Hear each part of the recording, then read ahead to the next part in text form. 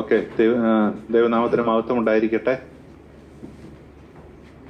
ദൈവം ഒരനുഗ്രഹിക്കപ്പെട്ട ദിവസം കൂടെ നമുക്കിന്ന് തന്നു. യഥാർത്ഥമായിട്ടും ദൈവം നമ്മുടെ ഹൃദയങ്ങളോട് സംസാരിക്കാൻ ആഗ്രഹിക്കുന്നത് നമ്മുടെ ജീവിതത്തിൽ ദൈവം വരുത്തുവാൻ ആഗ്രഹിക്കുന്നതായ ആ മാറ്റങ്ങൾ നമ്മുടെ ജീവിതത്തിൽ ഉണ്ടാകുവാനായിട്ട് നമുക്ക് നമ്മെ തന്നെ ദൈവത്തിൻ്റെ കരങ്ങളിലേക്ക് ഏൽപ്പിക്കാം.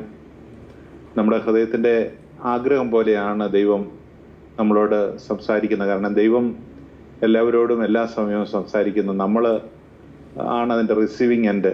അപ്പോൾ ആ റിസീവിങ് എൻഡ് പ്രിപ്പയർഡ് ആണോ ഇല്ലയോ എന്നുള്ളതാണ് അതിൻ്റെ അകത്തെ നമ്മൾ കേൾക്കുന്നോ ഇല്ലയോ എന്നുള്ളതിന് അടിസ്ഥാനമായിരിക്കുന്നത്. ദൈവം എല്ലാവരെയും ഒരുപോലെ സ്നേഹിക്കുന്നു. ദൈവം എല്ലാവരോടും ഒരുപോലെ ഇടപെടാനായിട്ടും ആഗ്രഹിക്കുന്നു. ദൈവം സംസാരിച്ചുകൊണ്ട് തന്നെ ഇരിക്കുന്നു എല്ലാ ദിവസവും. അതുകൊണ്ട് നമുക്ക് ഈ രാത്രികാലം യഥാർത്ഥമായിട്ടും ദൈവത്തിൻ്റെ ആത്മാവ് എൻ്റെ ജീവിതത്തിന് ആവശ്യമായ ജീവനുള്ളതായ ദൈവവചനം, കൃപയുടെ വചനം തരണമെന്നുള്ള ആഗ്രഹത്തോടും വിശ്വാസത്തോടും കൂടെ നമുക്കായിരിക്കാം, ദാഹത്തോടെ നമുക്കായിരിക്കാം. നമുക്ക് എസെക്കിയേൽ പ്രവാചകന്റെ പുസ്തകം 37-ാം അധ്യായത്തിലേക്ക് നമുക്ക് കടന്നു വരാം. Ezekiel chapter 37.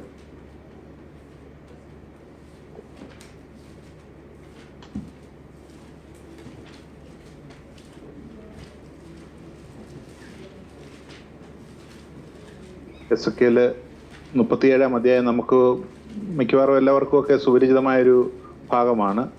അതിൻ്റെ 1 മുതലുള്ള 10 വരെയുമുള്ള വാക്യങ്ങൾ, ഇതിൻ്റെ ആദ്യ ഭാഗത്തുള്ള ആ വാക്യങ്ങൾ നമുക്കിന്ന് ഈ വചനങ്ങളിലൂടെ നമുക്ക് കടന്നു പോകാം. ഇവിടെ നമ്മൾ 1-ാമത്തെയും 2-ാമത്തെയും വാക്യത്തിൽ നമ്മൾ കാണുന്നത് എസെക്കിയേൽ പ്രവാചകനെ ദൈവത്തിൻ്റെ ആത്മാവ് എടുത്തുകൊണ്ട് പോയിട്ട് ചില കാര്യങ്ങളൊക്കെയും കാണിച്ചു കൊടുക്കുകയാണ്. അപ്പോൾ അദ്ദേഹത്തിൻ്റെ മുൻപിൽ ഒരു വലിയ താഴ്വര, ആ താഴ്വര മുഴുവനും നിറച്ച് ഉണങ്ങി വരണ്ട, ഏറ്റവും അധികം ഉണങ്ങി വരണ്ട അസ്ഥികളെ കൊണ്ട് നിറഞ്ഞിരിക്കുന്ന ഒരു താഴ്വരയാണ്. അതാണ് എസെക്കിയേൽ പ്രവാചകനെ ദൈവത്തിൻ്റെ ആത്മാവ് കാണിച്ചു കൊടുക്കുന്നത്.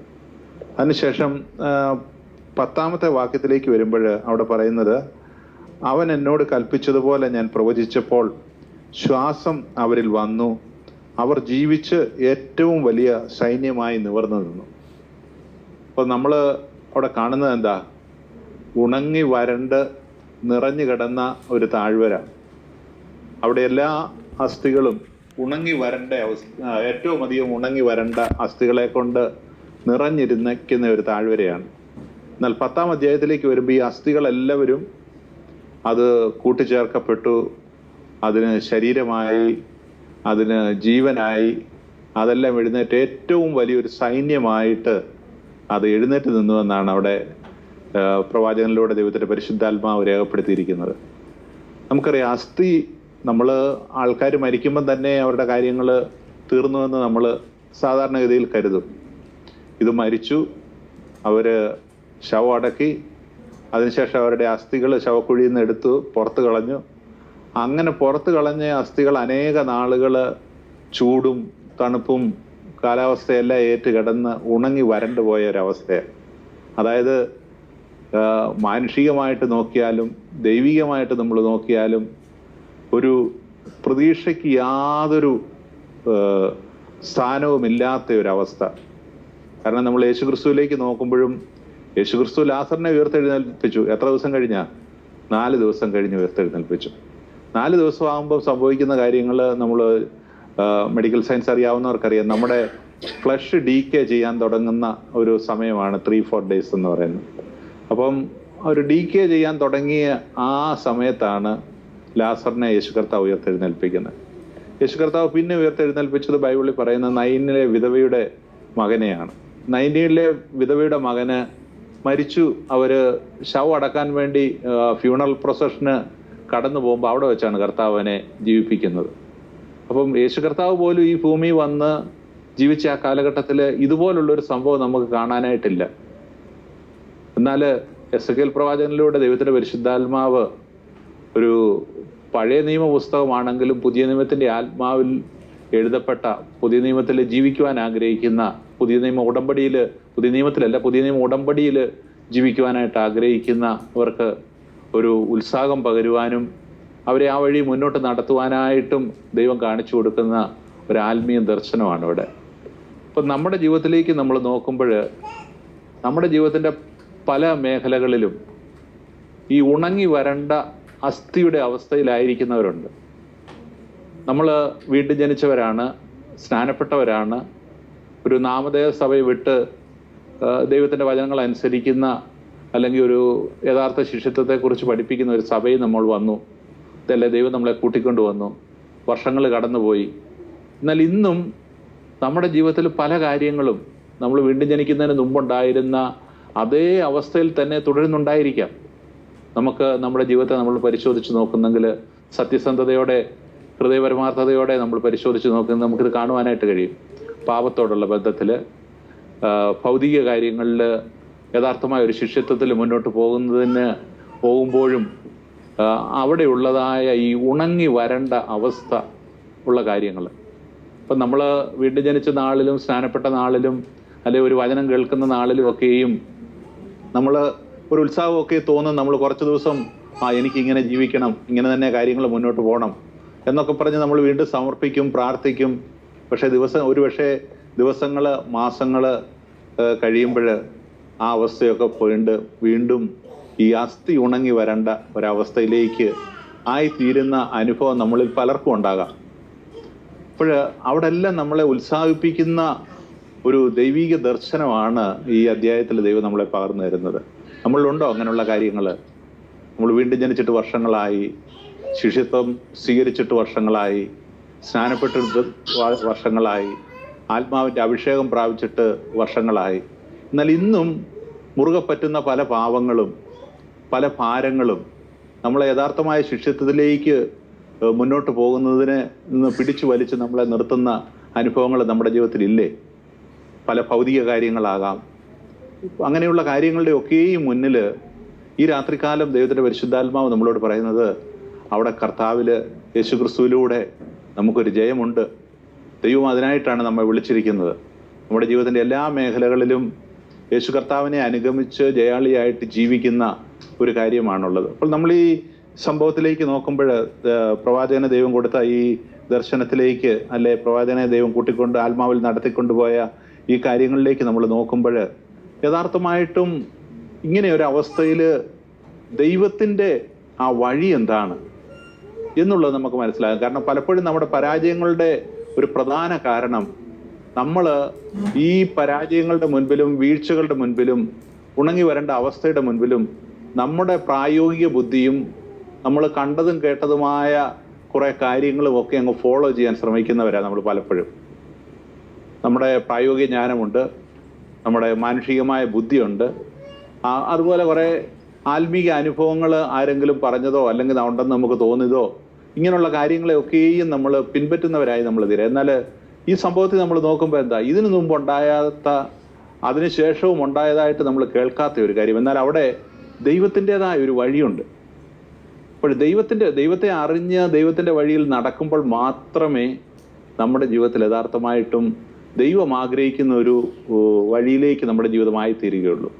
അപ്പോൾ അത് വളരെ പ്രാധാന്യമുള്ള കാര്യമാണ്. അപ്പോൾ ഈ കാര്യങ്ങളിലെ യഥാർത്ഥമായ ദൈവത്തെയും ദൈവത്തിൻ്റെ വഴിയെയും തിരിച്ചറിഞ്ഞ് നമ്മുടെ ജീവിതത്തിൽ ആ ഒരു ആത്മീയ യാഥാർത്ഥ്യത്തിൽ, ആത്മീയ സത്യത്തിൽ നമ്മുടെ ജീവിതം മുന്നോട്ടാകുവാനായിട്ട് തീരുമ്പോഴാണ്, അല്ലെ ആ പാതയിൽ നമ്മൾ മുന്നോട്ട് നടക്കുവാനായിട്ട് തുടങ്ങുമ്പോഴാണ് യഥാർത്ഥമായിട്ടും ദൈവത്തിൻ്റെ വഴിയിൽ നമ്മളായിത്തീരുന്നത്. അതുകൊണ്ട് ഈ രാത്രികാലം നമ്മുടെ ബുദ്ധിയുടെ ആ മേഖല നമുക്ക് വിട്ടുകളയാം. നമ്മുടെ കഴിഞ്ഞകാല അനുഭവങ്ങളിൽ നിന്നുണ്ടാകുന്ന ആ ഉത്സാഹവും നമുക്കങ്ങ് വിട്ടുകളയാം. മറ്റുള്ള ചിലരുടെ കഥകളും ചിലരുടെ ടെസ്റ്റ് മണിയും ഒക്കെ കേട്ട് സ്വയം ഉത്സാഹിപ്പിക്കുന്ന കാര്യവും നമുക്കങ്ങ് വിട്ടുകളയാം. നമുക്ക് യഥാർത്ഥമായിട്ടും ജീവനുള്ള ദൈവത്തിലേക്ക് നോക്കാം, ദൈവത്തിൻ്റെ വഴിയിലേക്ക് നമുക്ക് നോക്കാം. ദൈവത്തെ ഒരു പടി കൂടെ അടുത്തറിഞ്ഞ് നമ്മുടെ ജീവിതത്തിലെ ആത്മീയവും ഭൗതികവുമായ ഓരോ കാര്യങ്ങളിലും യഥാർത്ഥമായും വിടുതൽ പ്രാപിച്ച് ദൈവത്തിൽ ജീവിക്കുന്ന, യേശുക്രിസ്തുവിൽ ജീവിക്കുന്ന ആ ഒരു യാഥാർത്ഥ്യത്തിലേക്ക് കടന്നു പോകുവാനായിട്ട് നമ്മുടെ ജീവിതത്തെ നമുക്ക് ഏൽപ്പിക്കാം. നമ്മൾ ഈ സംഭവത്തിലേക്ക് നോക്കുമ്പോൾ ഞാൻ പറഞ്ഞു, ആദ്യമേത്തെ 2 വാക്യങ്ങളിൽ നമ്മൾ കാണുന്നത് ഒരു താഴ്വര നിറയെ ഉണങ്ങി വരണ്ട അസ്ഥികളെ കൊണ്ട് നിറഞ്ഞു കിടക്കുകയാണ്. അവിടെ നേരത്തെ പറഞ്ഞതുപോലെ തന്നെ നമുക്ക് ഒരു പ്രതീക്ഷയും ഇല്ലാത്ത ആ ഒരവസ്ഥയാണുള്ളത്. എന്നാൽ നമ്മൾ ഒന്നാമതായിട്ട് മനസ്സിലാക്കേണ്ടുന്നതായ കാര്യം, നമ്മുടെ ഈ ഉണങ്ങി വരണ്ട അസ്ഥിയെപ്പോലെ ആയിരിക്കുന്ന ജീവിതത്തിന് ആത്മീയമായിട്ട് ഭൗതികമായിട്ട് നമുക്ക് സമ്പന്നതയും സൗഖ്യവും സുഖവും ഒക്കെയും ഉണ്ടാകാം. എന്നാൽ ഈ ഉണങ്ങി വരണ്ട അവസ്ഥയിൽ നിന്ന് ഒരു മോചനം വേണം, ഒരു വിടുതൽ വേണം എന്നുള്ളതായ ആഗ്രഹം നമ്മളെക്കാൾ അധികമായിട്ട് ദൈവത്തിനുണ്ട്. ദൈവത്തിനാണ് അതിൽ ഏറ്റവും താല്പര്യമുള്ളത്, നമുക്കല്ല. നമുക്ക് താല്പര്യമുണ്ടാകാം, അല്ലെങ്കിൽ നമ്മൾ താല്പര്യത്തിലുണ്ടാകാം. എന്നാൽ ആ കാര്യത്തിൽ നമ്മൾ ഒന്നാമത് മനസ്സിലാക്കേണ്ടുന്നതായ കാര്യം, അത് ദൈവത്തിൻ്റെ ഏറ്റവും വലിയ ആഗ്രഹമാണ്. കാരണം ഇവിടെ എസെക്കിയേൽ പ്രവാചകനെ വിളിച്ച് താഴ്വരയിൽ കൊണ്ടുപോയി കാര്യങ്ങളൊക്കെയും കാണിച്ച് ഓരോ പടിപടിയായിട്ട് കാര്യങ്ങൾ നമ്മൾ താഴോട്ട ഭാഗങ്ങൾ ചിന്തിക്കുമ്പോൾ നമുക്ക് കാണുവാനായിട്ട് കഴിയും. ഓരോ കാര്യങ്ങളും പടിപടിയായിട്ട് ചെയ്യിക്കുന്ന ആരാ? മനുഷ്യരല്ല, പ്രവാചകന്റെ ഉത്സാഹവും അല്ല, അല്ലെങ്കിൽ വേറെ ആരുടെ ഉത്സാഹവും അല്ല. ദൈവത്തിൻ്റെ ഉത്സാഹം, നമ്മളെക്കുറിച്ചുള്ള ദൈവത്തിൻ്റെ ഉത്സാഹം, ദൈവത്തിൻ്റെ ആത്മാവിൻ്റെ ആ ശക്തി, അതിനാൽ നമ്മളെ മുന്നോട്ട് നടത്തുവാനായിട്ടുള്ള, നമ്മൾ പുതിയ ഉടമ്പടിയുടെ ഭാഷയിൽ പറഞ്ഞാൽ കർത്താവായ യേശുക്രിസ്തു നമുക്ക് വേണ്ടി, നമ്മെ സ്നേഹിച്ച് നമുക്ക് വേണ്ടി ജീവൻ വെച്ചവനായ കർത്താവായ യേശുക്രിസ്തുവിലൂടെ നമ്മെ ദൈവവുമായി ബന്ധപ്പെടുത്തുവാനും അവൻ്റെ പരിശുദ്ധാത്മാവിൽ നിറച്ച് ഈ ഭൂമിയിൽ ഒരു വിശുദ്ധ ജീവിതം കഴിക്കുവാൻ, യഥാർത്ഥ ക്രിസ്തീയ ശിഷ്യത്വത്തിൽ ജീവിക്കുവാൻ ദൈവം ഏറ്റവും അധികമായിട്ട് ആഗ്രഹിക്കുന്നു. ദൈവം അതിനുവേണ്ടി എല്ലാം ചെയ്യുന്നത്. നമ്മുടെ ജീവിതത്തിൽ അത് കാണാനായിട്ട് നമ്മുടെ ഹൃദയക്കണ്ണുകൾ ഒന്നാമത് തുറക്കണം.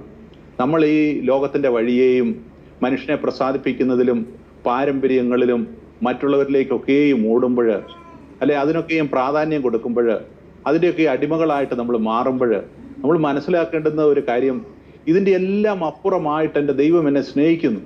എൻ്റെ ദൈവം, അപ്പോസ്തലനായ പൗലോസിന്റെ ഭാഷയിൽ പറഞ്ഞ, എന്നെ സ്നേഹിച്ച് എനിക്ക് വേണ്ടി സ്വന്തം ജീവൻ വെച്ചവനായ ദൈവപുത്രനായ യേശുക്രിസ്തുവിലുള്ള വിശ്വാസത്താലാണ് ഞാൻ ഇന്ന് ജീവിക്കുന്നത്.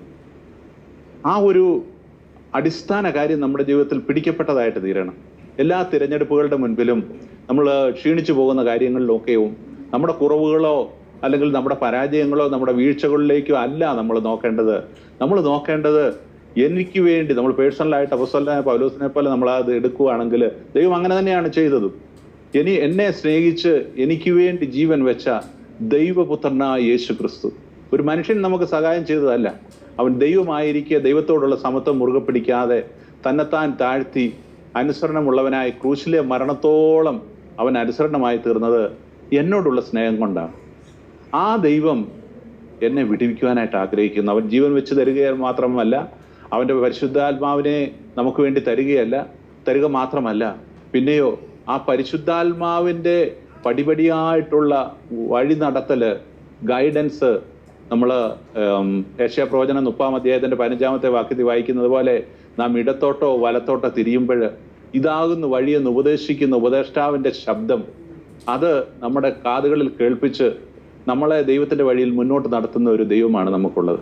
അപ്പോൾ ആ ദൈവത്തിന് നമ്മോടുള്ള സ്നേഹം, ഈ കാര്യത്തിൽ ഞാൻ പാപത്തിൽ നിന്ന് വിടുതൽ പ്രാപിക്കണം, യഥാർത്ഥ ശിഷ്യത്വത്തിൽ വളരണം, ദൈവം ആഗ്രഹിക്കുന്ന, എന്നെക്കുറിച്ച് ദൈവം പ്ലാൻ ചെയ്തിരിക്കുന്ന ആ ഒരു ജീവിതത്തിലേക്ക് എൻ്റെ ജീവിതമായി തീരണം എന്നുള്ളതായ ആഗ്രഹം നമ്മുടെ ജീവിതത്തിൽ ഉള്ളതിൽ അധികമായിട്ട് ദൈവത്തിന് നമ്മെക്കുറിച്ചുണ്ട്. അപ്പം നമ്മൾ അതിനു വേണ്ടി അതിൽ വിശ്വസിക്കുക, അതിൽ ആശ്രയിക്കുക. രണ്ടാമത് നമ്മളിവിടെ കാണുന്ന ഒരു കാര്യം, ഈ ഉണങ്ങി വരണ്ട അസ്ഥികളെ കൊണ്ട് നിറഞ്ഞ താഴ്വര, ഞാൻ ആദ്യമേ ഓർമ്മിപ്പിച്ചതുപോലെ ഇതെല്ലാ പ്രത്യാശയും എല്ലാ പ്രതീക്ഷയും എല്ലാം നഷ്ടപ്പെട്ടു പോകുന്ന ഒരവസ്ഥയാണ്. പക്ഷെ നമ്മുടെ ദൈവം എങ്ങനെയാ? നമ്മുടെ ദൈവത്തിന് അതിനും നമുക്കൊരു പരിഹാരമുണ്ട്, ഒരു വിടുതലുണ്ട്. ദൈവത്തിന് ഒരു കാര്യവും ഇമ്പോസിബിൾ ആയിട്ടില്ല. നമ്മുടെ ജീവിതത്തിൽ നടക്കുന്ന എല്ലാ കാര്യങ്ങളുടെയും മുൻപിൽ നമ്മൾ ദൈവമക്കളായത് വഴി നമുക്ക് ഉറച്ചു വിശ്വസിക്കുവാനായിട്ട് കഴിയും. നമ്മുടെ ജീവിതത്തിൽ നടക്കുന്ന എല്ലാ കാര്യങ്ങൾക്കും ദൈവത്തിന് ഒരു പരിഹാരമുണ്ട്. He is having A solution for everything.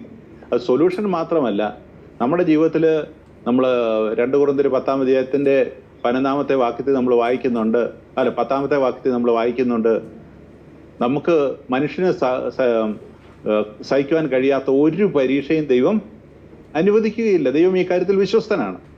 അവൻ ആ പരീക്ഷയോടൊപ്പം പോക്കുവഴി നമുക്ക് അയച്ചു തരുന്നു. അപ്പോൾ നമുക്ക് പാപത്തിലേക്ക് നമ്മളെ വീഴിക്കുന്ന എല്ലാ പരീക്ഷകളിലും നമ്മുടെ വിശ്വാസം നഷ്ടപ്പെട്ടു പോകുന്ന എല്ലാ പരീക്ഷയിലും, വിശ്വാസം ക്ഷയിക്കുന്ന എല്ലാ പരീക്ഷയിലും എന്താ ഉള്ളത്? ദൈവം അതിനൊരു പോക്കുവഴി വെച്ചിട്ടുണ്ട്. വാക്ക് പറഞ്ഞ ദൈവം വാക്ക് മാറുന്നവനല്ല. അവന്റെ വചനം ആകാശവും ഭൂമിയും നീങ്ങിപ്പോയാലും നീങ്ങിപ്പോകത്തില്ല. ആ ദൈവമാണ് നമ്മോട് പറയുന്നത്, there is a way of escape. ഇവിടെ ഒരു പോക്കുവഴിയുണ്ട്. ഈ പരീക്ഷയുടെ മുൻപിൽ, ഈ ചുട്ടുപൊള്ളുന്ന അനുഭവത്തിന്റെ മുൻപിൽ, കത്തിച്ചാമ്പലാകുന്ന അനുഭവത്തിന്റെ മുൻപിൽ, ഉണങ്ങി വരേണ്ട അവസ്ഥയുടെ മുൻപിൽ ദൈവം ഒരു പോക്കുവഴി നമുക്ക് വേണ്ടി ഒരുക്കിയിട്ടുണ്ട്, പോക്കുവഴി വെച്ചിട്ടുണ്ട്. ആ പോക്കുവഴി ആയി തീരുവാനായിട്ട് നമ്മുടെ ജീവിതത്തിൽ ഇടയായി തീരണം. അവിടെയാണ് നമുക്ക് ബുദ്ധിയുള്ളവരായിത്തീരുന്നത്. അവിടെയാണ് നമ്മൾ ദൈവത്തിൽ ആശ്രയിക്കുന്നവരായിത്തീരുന്നത്. അവിടെയാണ് നമുക്ക് ദൈവമക്കളായിട്ട് വളരുവാനായിട്ട് ഇടയായിത്തീരുന്നത്. ഈ ദൈവത്തിന്റെ കയ്യിൽ ഇതിന് പരിഹാരമുണ്ടെന്ന് മാത്രമല്ല, എല്ലാ കാര്യത്തിനും, എല്ലാ പരീക്ഷകൾക്കും ദൈവം പോക്കുവഴി കണ്ടിട്ടുണ്ട്, പോക്കുവഴി ചെയ്തിട്ടുണ്ട്, പരിഹാരം ഉണ്ടാക്കിയിട്ടുണ്ട്. നമ്മൾ ആ ദൈവത്തില്, നമ്മുടെ ദൈവത്തില് നമ്മൾ വിശ്വസിക്കുന്നവരായിത്തീരുക, ആശ്രയിക്കുന്നവരായിത്തീരുക. ഉണങ്ങി വരേണ്ട എല്ലാ അവസ്ഥകളും ദൈവത്തിന്റെ കരങ്ങളിലേക്ക് നമ്മൾ ഏൽപ്പിച്ചു കൊടുക്കുക. ഇവിടെ നമ്മൾ തുടർന്ന് നമ്മൾ കാണുന്നത് രണ്ടാമത്തെ വാക്യം കഴിഞ്ഞ് നമ്മൾ രണ്ടാമത്തെ വാക്യത്തിൽ തന്നെ നമ്മൾ അവിടെ കാണുന്നുണ്ട്, അവൻ എന്നെ അവയുടെ ഇടയിൽ കൂടി ചുറ്റി ചുറ്റി നടക്കുമാറാക്കി. അവ താഴ്വരയുടെ പരപ്പില് ഏറ്റവും അധികമായിരുന്നു, അവ ഏറ്റവും ഉണങ്ങിയിരുന്നു. മൂന്നാമത്തെ വാക്യം, അവൻ എന്നോട്, മനുഷ്യപുത്ര, ഈ അസ്ഥികൾ ജീവിക്കുമോ എന്ന് ചോദിച്ചു. അതിന് ഞാൻ, യഹോവയായ കർത്താവെ, നീ അറിയുന്നു എന്ന് ഉത്തരം പറഞ്ഞു. ഇവിടെ ഈ 2-3 വാക്യങ്ങളിൽ എന്താ നമ്മൾ കാണുന്നത്? ആദ്യമേ എസെക്കിയേൽ പ്രവാചകനെ ദൈവം വിളിച്ചത് കാണിക്കുക. അപ്പൊ നമ്മുടെ ജീവിതത്തില് ഈ കാര്യങ്ങൾ നമ്മളെ കാണിക്കുന്ന എന്തിനാ ദൈവം കാണിക്കുന്നത്? നമുക്ക് പാവബോധം തരുന്നു, അല്ലെങ്കിൽ നമ്മൾ ചെയ്തത് തെറ്റിപ്പോയി, ദൈവത്തെ പ്രസാദിപ്പിക്കേണ്ടി ഞാൻ ദൈവത്തിന്റെ ഹൃദയത്തിൽ ദുഃഖമുണ്ടാക്കുന്ന കാര്യം ഞാൻ ചെയ്തുകൊണ്ടിരിക്കുന്നു, ആ വഴിയെ ഞാൻ പോകുന്നു. ഈ കാര്യത്തെക്കുറിച്ച് ഒന്നാമത് നമുക്ക് ബോധ്യം ഉണ്ടാകണം. എസെക്കിയേൽ പ്രവാചകനെ താഴ്വരയിൽ കൊണ്ടുപോയി ദൈവം ഈ ഉണങ്ങി വരേണ്ട അസ്ഥികളെ എല്ലാം കാണിച്ചു കൊടുക്കുന്നതിനാണ്. നമുക്ക് നമ്മുടെ ജീവിതത്തില് ആയിരിക്കുന്ന കാര്യങ്ങള് നമ്മൾ ഒന്നാമത് നമ്മൾ കാണണം, അത് അക്സെപ്റ്റ് ചെയ്യുന്നവരായി തീരണം, മാനസാന്തരപ്പെടണം, കർത്താവിലേക്ക് നമ്മൾ നമ്മുടെ ജീവിതത്തിൽ തീരണം. നമ്മൾ രക്ഷിക്കപ്പെടുവാനായിട്ട് ഉള്ളതായ കാര്യം പറയുമ്പോൾ നമ്മൾ തെസ്സലോനിക്കയിൽ പറയുന്നുണ്ട്, സത്യത്തെ സ്നേഹിച്ച് കൈക്കൊള്ളുന്നവരാണ് രക്ഷിക്കപ്പെടുന്നത്. സത്യത്തെ സ്നേഹിച്ച് കൈക്കൊള്ളുന്നതായ ഒരു യാഥാർത്ഥ്യം നമ്മുടെ ജീവിതത്തിൽ ഇല്ല എങ്കിൽ ദൈവം പോഷ്കിന്റെ ആത്മാവിനെ നമ്മളിലേക്ക് അയക്കുമെന്ന ദൈവത്തിന്റെ പരിശുദ്ധാത്മാവ് നമ്മളെ ഓർമ്മിക്കും. ഇതൊരു വലിയ അപകടം പിടിച്ച സ്ഥിതിയാണ്. എല്ലാ നമ്മുടെ സോഴ്സസ് അവസാനിച്ചാലും പിന്നെയും നമുക്ക് ഏറ്റവും ലാസ്റ്റ് റിസോർട്ടാണ്. എല്ലാവരും കൈവിട്ടു പോയാലും, ഭാര്യ വിട്ടുപോയാലും, ഭർത്താവ് കൈവിട്ടു പോയാലും, എല്ലാവരും കൈവിട്ടു പോയാലും നമുക്ക് ലാസ്റ്റ് റിസോർട്ടാണ് ദൈവം. എന്നാൽ ആ ദൈവം നമ്മുടെ ജീവിതത്തിലേക്ക് പോഷ്കിന്റെ ആത്മാവിനെ അയക്കുന്നു എന്ന് പറയുമ്പോൾ എന്താ നമ്മുടെ അവസ്ഥ? അതിനെന്താ കാരണമുള്ളത്? സത്യത്തെ സ്നേഹിച്ച് കൈക്കൊള്ളാതിരിക്കുന്ന കാര്യം. അപ്പോൾ നമ്മൾ പാപം ചെയ്യുന്നു, പാപത്തിൽ ജീവിക്കുന്നു, ലോകത്തിന്റെ പിന്നാലെ ഓടുന്നു, പണത്തിന്റെ പിന്നാലെ ഓടുന്നു, മനുഷ്യനെ പ്രസാദിപ്പിക്കുവാൻ ആഗ്രഹിക്കുന്നു, പാപത്തിൽ സന്തോഷിക്കുന്നു. ഈ അവസ്ഥയെക്കുറിച്ച് ദൈവം നമുക്ക് ബോധ്യം തരുമ്പോൾ നമ്മൾ അതെങ്ങനെ കൈക്കൊള്ളണം? നമുക്ക് പലപ്പോഴും ഉണ്ടാകുന്ന നമ്മുടെ ഇത് പിറുവിറുപ്പ്, പരാതി, നമ്മളോട് ഇക്കാര്യങ്ങൾ ഓർമ്മിപ്പിക്കുന്ന ദൈവത്തിന്റെ മക്കളെ നമ്മൾ തിരിച്ച് അവരെ ശാസിക്കുകയും അവരെക്കുറിച്ച് അപവാദങ്ങൾ പറഞ്ഞു വരുത്തുകയും അവരെ ഏതെല്ലാം വിധത്തിൽ ഉപദ്രവിക്കാവോ ആ വിധത്തിലെല്ലാം നമ്മൾ ഉപദ്രവിക്കും. എന്നാൽ എന്താ നമ്മൾ യഥാർത്ഥമായിട്ട് ചെയ്യേണ്ടത്? നമ്മൾ ഈ സത്യത്തെ സ്നേഹിച്ച് കൈക്കൊള്ളുന്നവരായിരിക്കണം. അതെ, ദൈവം എന്നെ ആരിലൂടെയാണെങ്കിലും ഈ കേൾപ്പിക്കുന്നതായ കാര്യങ്ങൾ എൻ്റെ ജീവിതത്തിൽ യാഥാർത്ഥ്യമാണ്. അതിനെ നമ്മൾ സ്നേഹിക്കണം, കൈക്കൊള്ളണം, അംഗീകരിക്കണം, മാനസാന്തരപ്പെടണം, ദൈവത്തിൽ വിശ്വസിക്കണം. അവിടെ മാത്രമേ ദൈവത്തിന്റെ വിടുതൽ നമുക്ക് അനുഭവിക്കുവാനായിട്ട് കഴിയുകയുള്ളൂ. നമ്മൾ ആയിരിക്കുന്ന അവസ്ഥയെക്കുറിച്ച് നമുക്ക് ബോധ്യമുണ്ടാകും. ഇവിടെ എസെക്കിയേൽ പ്രവാചകൻ നമ്മുടെ സ്വന്തം ജീവിതത്തിലെടുത്താൽ അങ്ങനെ നമ്മൾ മറ്റുള്ളവരുടെ ജീവിതത്തിലേക്കാണ് നോക്കുന്നെങ്കിൽ അവിടെ നമുക്ക് അടിസ്ഥാനപരമായിട്ടുണ്ടാകേണ്ടുന്നതായ കാര്യം അവരെ നമുക്ക് അനുകമ്പ ഉണ്ടാകുന്നവരായി തീരണം, കമ്പാഷൻ ഉണ്ടാകുന്നവരായി തീരണം. കാരണം നമ്മുടെ കർത്താവിനെ കുറിച്ച് എബ്രായലേഖനം 4-ാം അധ്യായത്തിൽ പറയുന്നത് എന്താ? നമുക്കുള്ള ശ്രേഷ്ഠ മഹാപുരോഹിതൻ നമ്മോട് സഹതാപം കാണിപ്പാൻ കഴിയാത്തവനല്ല, പാപമൊഴികെ എല്ലാത്തിലും നമുക്ക് തുല്യനായി പരീക്ഷിക്കപ്പെട്ടവനാണത്. അതുകൊണ്ട് നാം ധൈര്യത്തോടെ കൃപാസനത്തിനടുത്ത് വരിക. അപ്പോൾ ഒരു ദൈവിക പ്രവൃത്തി നമ്മളിൽ നടക്കണമെങ്കിൽ നമ്മുടെ സ്വന്തം ജീവിതത്തിൽ നമ്മൾ മാനസാന്തരപ്പെടണം, ദൈവത്തിൽ വിശ്വസിക്കണം. മറ്റുള്ളവരുടെ ജീവിതത്തിൽ നടക്കണമെങ്കിൽ, ദൈവം നമ്മളെ ഒരു ശുശ്രൂഷ ഏൽപ്പിച്ചിട്ടുണ്ടെങ്കിൽ ഒന്നാമതുണ്ടാകേണ്ടുന്ന കാര്യം അവരോട് നമുക്ക് അനുകമ്പ ഉണ്ടാകണം, സഹതാപം ഉണ്ടാകണം. ആ ഒരു കാര്യങ്ങൾ ഇവിടെ ഒന്നാമത് ദൈവം. അപ്പം ദൈവത്തിലുള്ള വിശ്വാസം മാത്രമല്ല, നമ്മളെക്കുറിച്ചുള്ള കാര്യങ്ങളിൽ നമുക്ക് മാനസാന്തരം ഉണ്ടാകണം, നമ്മൾ ആ സത്യത്തെ സ്നേഹിച്ച് കൈക്കൊള്ളണം. അതുപോലെ മറ്റുള്ളവരുടെ കാര്യത്തിലാണെങ്കിൽ നമുക്കതിൽ കമ്പാഷൻ ഉണ്ടാകണം, അനുകമ്പ ഉണ്ടാകണം. അവിടെ ആ ഒരു യാഥാർത്ഥ്യത്തിൽ നമ്മൾ കടന്നു പോകുമ്പോൾ മാത്രമേ യേശുക്രിസ്തുവിലൂടെ ഈ ഭൂമിയിൽ യാഥാർത്ഥ്യമായി തീർന്ന ദൈവീക വഴിയുടെ, ദൈവത്തിന്റെ ആ വിടുതലിന്റെ വഴിയിലേക്ക് നമ്മുടെ ജീവിതമായി തീരുകയുള്ളൂ. അപ്പോൾ അത് കഴിഞ്ഞ് അവിടെ നമ്മൾ കാണുന്നത്, മൂന്നാമത്തെ വാക്യത്തിൽ അവിടെ കാണുന്നത്, അവൻ എന്നോട്, മനുഷ്യപുത്ര, ഈ അസ്ഥികൾ ജീവിക്കുമോ എന്ന് ചോദിച്ചു. അതിന് ഞാൻ, യഹോവയായ കർത്താവേ, നീ അറിയുന്നു എന്ന് ഉത്തരം പറഞ്ഞു. മൂന്നാമത്തെ വാക്യത്തിൽ നമ്മൾ കാണുന്നത്, അവൻ, അതായത് ദൈവം അല്ലെങ്കിൽ ദൈവത്തിന്റെ ആത്മാവ് എസെക്കിയേൽ പ്രവാചകനോട് ചോദിക്കുകയാണ്, ഈ ഉണങ്ങി വരേണ്ട അസ്ഥികൾ ജീവിക്കുമോ ഇത്? എന്താ പ്രവാചകൻ പറയുന്നത്? മലയാളത്തിൽ നമ്മൾ വായിക്കുന്ന, യഹോവയായ കർത്താവേ, നീ അറിയുന്നു. ഇംഗ്ലീഷിൽ നമ്മൾ വായിക്കുന്നത്, ഓ ലോർഡ്, ഓ ലോർഡ് ഗോഡ്. നമ്മൾ വായിക്കുന്നത് മൂന്നാമത്തെ വാക്യത്തിൽ, ഓ ലോർഡ് ഗോഡ്, യു നോ. അപ്പോൾ ദൈവത്തെ അവിടെ പ്രവാചകൻ വിളിക്കുന്നത് എന്താണ്? യഹോവയായ കർത്താവേ എന്ന് വിളിക്കുന്ന മലയാളത്തിലുള്ളതിനേക്കാളും ഇതിന്റെ അർത്ഥം കുറച്ചുകൂടെ വ്യക്തമാക്കുന്ന കാര്യമാണ് ലോർഡ് ഗോഡ്. അപ്പോൾ ദൈവത്തിന്റെ മുന്നിൽ നമ്മളെ സംബന്ധിച്ചിടത്തോളം ദൈവം ആരാണ്? ദൈവം നമ്മുടെ കർത്താവുമാണ്, ദൈവമാണ്. അപ്പോസ്തലനായ തോമസ് പറഞ്ഞ പോലെ, എൻ്റെ ദൈവവും എൻ്റെ കർത്താവുമായുള്ളവനെ. അപ്പോൾ നമ്മുടെ മുന്നോട്ടുള്ളതായ വഴിയിൽ നമ്മുടെ സ്വന്തം കാര്യമാണെങ്കിലും മറ്റുള്ളവരുടെ കാര്യമാണെങ്കിലും ദൈവമാണെല്ലാം. ദൈവമെല്ലാം അറിയുന്നു, ദൈവമെല്ലാം നിയന്ത്രിക്കുന്നു. ദൈവത്തിന് ഏത് സാഹചര്യത്തിലും നമുക്ക് വിടുതൽ തരുവാനും പരിഹാരം ഉണ്ടാക്കാനും എല്ലാം ദൈവത്തിന് കഴിയും. അപ്പോൾ നീ എൻ്റെ ദൈവം മാത്രമല്ല, നീ എൻ്റെ കർത്താവും കൂടെയാണ്, കർത്തൃത്വം നടത്തുന്നവനാണ്. നിന്റെ കർത്തൃത്വത്തെ ഞാൻ അംഗീകരിക്കുന്നു, നിന്റെ ദൈവത്വത്തെ ഞാൻ അംഗീകരിക്കുന്നു, എന്നെ പൂർണ്ണമായിട്ട് സമർപ്പിക്കുന്നു. എൻ്റെ അറിവല്ല, അങ്ങയുടെ അറിവാണ് എന്നെ മുന്നോട്ട് നടത്തുന്നത്. പലപ്പോഴും നമ്മുടെ ജീവിതത്തിൽ ഉണ്ടാകുന്ന വലിയൊരു അപകടം, ഞാൻ നേരത്തെ ഓർമ്മിപ്പിച്ച പോലെ, നമ്മൾ സ്വന്തം വഴികളിൽ ഊന്നുന്നവരാണ്. സ്വന്തം വഴി, നമ്മൾ ദൈവത്തിന്റെ വഴിയിൽ യാത്ര ആരംഭിച്ചു, എന്നാൽ ദിവസങ്ങൾ കഴിഞ്ഞ് അല്ലെ വർഷങ്ങൾ കഴിഞ്ഞ് വേറൊരു കാര്യം വരുമ്പോഴത്തേക്കും നമ്മൾ അവിടൊക്കെ വിട്ടിട്ട് സ്വന്തം വഴിയിലേക്ക് പോകും. അവിടെ കർത്താവും ദൈവവുമായിട്ടുള്ളവൻ, അവനിലേക്ക് തിരിയുവാൻ നമ്മുടെ ജീവിതത്തിൽ ഇടയായി തീരണം. പ്രവാചകനിലൂടെ ദൈവത്തിന്റെ പരിശുദ്ധാത്മാവ് നമ്മളെ ഓർമ്മിപ്പിക്കുന്ന അതാണ്, കർത്താവും ദൈവവുമായുള്ളവനെ നീ എല്ലാം അറിയുന്നു, നിനക്കെല്ലാം പ്രവർത്തിക്കുവാനായിട്ട് കഴിയും. അതുകൊണ്ട് നിന്റെ ആ അറിവിന്റെ മുൻപില്, നിന്റെ ആലോചനയുടെ മുൻപില്, നിന്റെ വഴിയുടെ മുൻപില് ഞാൻ എൻ്റെ ജീവിതത്തെ പൂർണ്ണമായിട്ട് സമർപ്പിക്കുന്നു. അവിടെയാണ് ദൈവത്തിന് ഈ അപ്പസ്തോലനിലൂടെ, ഈ പ്രവാചകനിലൂടെ, എസെക്കിയേൽ പ്രവാചകനിലൂടെ ആ ദൈവിക വഴി വെളിവാക്കി തരുവാനായിട്ട് ഇടയായിത്തീരുന്നത്. നമ്മൾ നാലാമത്തെ വാക്യത്തിലേക്ക് കാണുന്നത്, അവൻ എന്നോട് കൽപ്പിച്ചത്, നീ അസ്ഥികളെ കുറിച്ച് പ്രവചിച്ച് അവയോട് പറയേണ്ടത്, ഉണങ്ങിയ അസ്ഥികളെ, യഹോവയുടെ വചനം കേൾക്കുവിൻ. യഹോവയായ കർത്താവ് ഈ അസ്ഥികളോട് ഇപ്രകാരം അരുളി ചെയ്യുന്നു, നിങ്ങൾ ജീവിക്കേണ്ടതിന് ഞാൻ നിങ്ങളിൽ ശ്വാസം വരുത്തും. അപ്പോൾ ദൈവം പ്രവാചകനോട് പറയുന്നത് എന്താണ്?